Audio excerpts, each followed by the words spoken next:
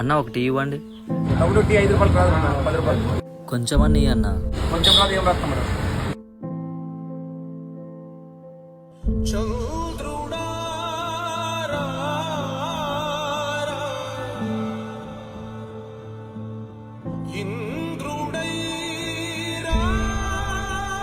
జనగణ మంగళ నాయకుడా, ఘనమగు చరితల నాయకుడా, పలుతరములు మము పరిపాలించర స్వామికుడా, నవయుగ మేధో సైనికుడా, సమయము తెలి పెద్ద కొడుకు నీవై తోడున్నావో చాలు, జరుగుతుంది మాకు మేలు మేలు.